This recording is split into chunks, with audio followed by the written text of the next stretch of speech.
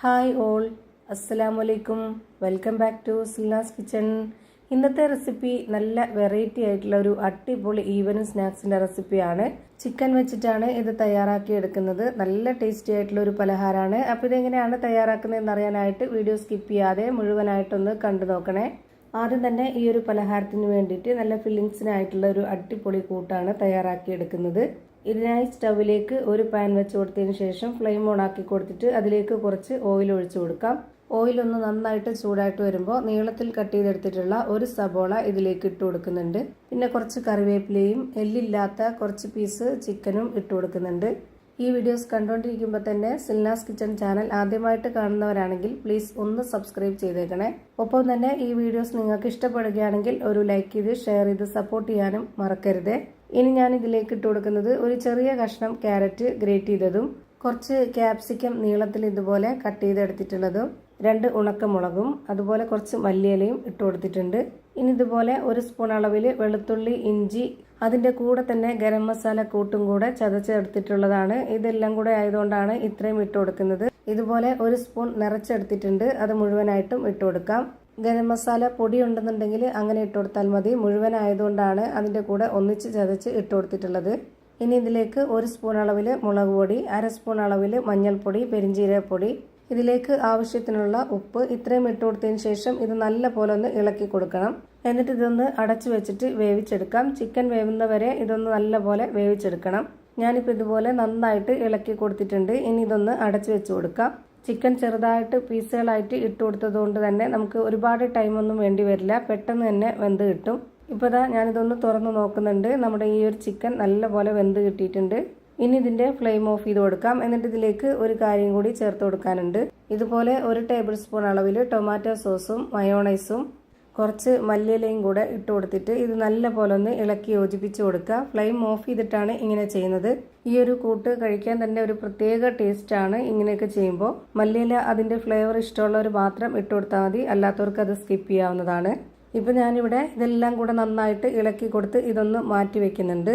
ഇനിയൊരു mixed jar എടുത്തിട്ട് ഒരു 2 കോഴിമുട്ട അതിലേക്ക് പൊട്ടിച്ചൊഴിച്ചു കൊടുക്കാം. ഇനി ഞാനിതിലേക്ക് 250 ml കപ്പിൻ്റെ അളവിൽ 1.5 കപ്പ് പശുവിൻ പാല് ഒഴിച്ചു കൊടുക്കുന്നുണ്ട്. തേങ്ങാപ്പാൽ വേണമെന്നുണ്ടെങ്കിലും എടുക്കാവുന്നതാണ്. എന്നിട്ട് ഇതേ കപ്പ് അളവിൽ തന്നെ നിറച്ച് 1 കപ്പ് മൈദയും കൂടെ ഇട്ട് കൊടുക്കാം. മൈദയ്ക്ക് പകരം ഗോതമ്പ് പൊടിയിൽ ചെയ്താൽ മതി എന്നുള്ളവർക്ക് അങ്ങനെയും ചെയ്തെടുക്കാം, അതൊന്നും പ്രശ്നമില്ല. പക്ഷേ ഇതുപോലെ ചെയ്തെടുക്കുന്ന പലഹാരത്തിന് ഏറ്റവും കൂടുതൽ ടേസ്റ്റ് മൈദയിൽ ചെയ്യുമ്പോൾ തന്നെയാണ്. ഇനി ഇതിലേക്ക് ആവശ്യത്തിനുള്ള ഉപ്പിട്ട് കൊടുത്തതിന് ശേഷം ഇതൊന്ന് അടിച്ചെടുക്കണം. അരച്ചെടുക്കേണ്ട ആവശ്യമില്ല, ഒത്തിരി അങ്ങ് അരയ്ക്കേണ്ട ആവശ്യമില്ല. ജസ്റ്റ് 1-2 സെക്കൻഡ് ഇതൊന്ന് അടിച്ചെടുത്താൽ മതി. ഇതെല്ലാം കൂടെ ഒന്ന് മിക്സായി കിട്ടണം, അത്രയേ ഉള്ളൂ. ഇപ്പോൾ ഞാനിതൊരു ബൗളിലേക്ക് ഒഴിച്ചു കൊടുക്കുന്നുണ്ട്. ഇതിലേക്ക് വേറെ വെള്ളമോ പാലോ ഒന്നും തന്നെ വേണ്ടതില്ല. നമ്മൾ ഒഴിച്ചു കൊടുത്തതെല്ലാം കറക്റ്റാണ്. നമ്മുടെ ഈ ഒരു മാവിൻ്റെ മിക്സ് നല്ല ലൂസായിട്ടാണ് ഇരിക്കേണ്ടത്. പാലാട, നെയ്യോറട്ടി ഒക്കെ ഉണ്ടാക്കുന്ന ആ ഒരു പരുവത്തിലാണ് നമുക്ക് ഈ ഒരു മിക്സ് കിട്ടേണ്ടത്. ഇനി ഞാനിത് ചുട്ടെടുക്കാനായിട്ട് സ്റ്റവിലേക്ക് ഒരു പാൻ വെച്ച് കൊടുത്തിട്ട് ഫ്ലെയിം ഓൺ ആക്കി കൊടുത്തിട്ടുണ്ട്. ഈ ഒരു പാനിലേക്ക് കുറച്ച് ഓയിലൊന്ന് സ്പ്രെഡാക്കിയതിന് ശേഷം ഒരു കയ്യിൽ മാവ് ഒഴിച്ചു കൊടുത്തിട്ട് ഇതുപോലെ ഒന്ന് ചുറ്റിച്ചെടുക്കുക. ഇതുപോലെ ചുറ്റിച്ചെന്നെ എടുക്കാൻ വേണ്ടി നോക്കുക. കയ്യിൽ വെച്ചിട്ട് നമ്മൾ ഇതുപോലെ വട്ടത്തിൽ ആക്കി എടുക്കരുത്, ദോശ പോലെ. ഇങ്ങനെ ചെയ്യുമ്പോഴാണ് നമുക്ക് കാണാനൊരു നല്ല ഭംഗി ഉണ്ടാവുക, അതുപോലെ നല്ല നൈസായിട്ട് കിട്ടുകയും ചെയ്യുള്ളൂ.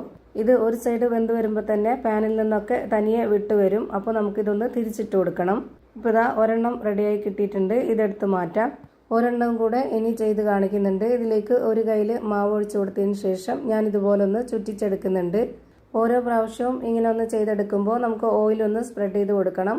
പിന്നെ ഇതിന് ഒരുപാട് ഫ്ലെയിമിൻ്റെ ആവശ്യമില്ല. മീഡിയം ഫ്ലെയിമിൻ്റെയും ലോ ഫ്ലെയിമിൻ്റെയും ഇടയ്ക്കുള്ള ഫ്ലെയിമിൽ ഇട്ട് കൊടുത്താൽ മതി. നല്ല നൈസ് ആയതുകൊണ്ട് തന്നെ പെട്ടെന്ന് വെന്ത് കിട്ടും. ഇതേപോലെ എല്ലാം ചുട്ട് ഞാനൊരു പാത്രത്തിലേക്ക് മാറ്റിയിട്ടുണ്ട്. നമുക്ക് എത്രയാണോ പലഹാരം വേണ്ടത് അത്രയും ചുട്ടെടുക്കാവുന്നതാണ്. ഇനി ചുട്ടെടുത്തതിൽ നിന്ന് ഒരെണ്ണം ഇതുപോലെ നമ്മുടെ ഒരു ബോളിലേക്ക് വെച്ച് കൊടുത്തതിന് ശേഷം അതൊന്ന് നേരെ പകുതിയായിട്ട് മടക്കി കൊടുക്കുക. എന്നിട്ട് അതിൻ്റെ നടുഭാഗത്തായിട്ട് കുറച്ച് ചിക്കൻ്റെ കൂട്ട് വെച്ച് കൊടുത്തതിന് ശേഷം ഇതുപോലെ 2 സൈഡും ഒന്ന് മടക്കി കൊടുക്കുക. ഇത്രയേ ഉള്ളൂ, ഭയങ്കര സിമ്പിളാണ്. ഇനി ഇതേപോലെ തന്നെ ഒരെണ്ണം ഞാനിവിടെ എടുത്തിട്ടുണ്ട്. അതൊന്ന് നേരെ പകുതിയായിട്ട് മടക്കിയതിന് ശേഷം അതിൻ്റെ നടുഭാഗത്തായിട്ട് കുറച്ച് ഫില്ലിങ്സ് വെച്ച് കൊടുക്കുക. എന്നിട്ട് 2 അറ്റവും ഇതുപോലെ ഒന്ന് മടക്കി കൊടുത്തു കഴിഞ്ഞാൽ നമ്മുടെ ഈ പലഹാരത്തിൻ്റെ ആ ഒരു ഷേപ്പ് കറക്റ്റായിട്ട് കിട്ടും. ഇനി ഇതുപോലല്ല നിങ്ങൾക്ക് ഇഷ്ടമുള്ള ഏതെങ്കിലും ഒരു ഷേപ്പിൽ റെഡിയാക്കണമെന്നുണ്ടെങ്കിൽ അങ്ങനെ ചെയ്യാം.